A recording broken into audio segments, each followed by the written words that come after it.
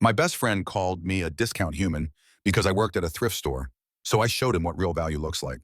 See, growing up, Lucas and I were inseparable. Same school, same video games, same everything. But somewhere around senior year, he decided money equals personality.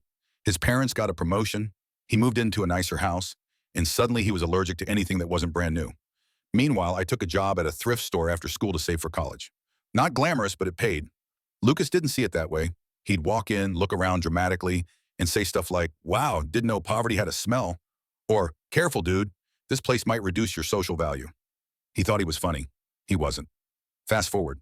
Graduation's coming up, and everyone's scrambling for outfits. Lucas texts me, "Bro, you still work at that discount dungeon? I need a suit, cheap." I should have ignored him, but old habits die hard. I told him to stop by and I'd help him find something decent. He shows up acting like he's entering a haunted house.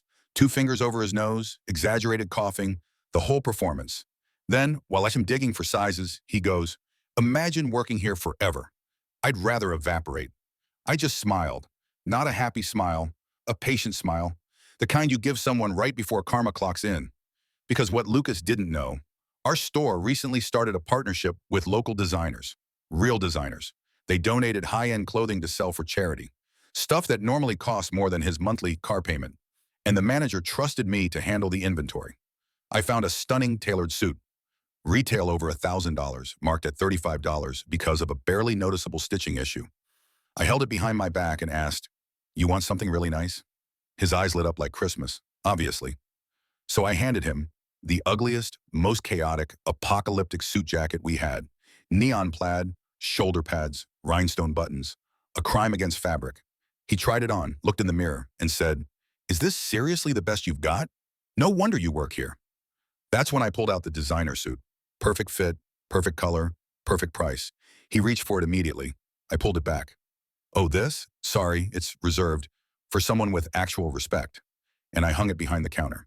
He stood there stunned, like I just slapped him with a receipt. "This is unfair," he whined. "No," I said, "this is value and you don't get to have it."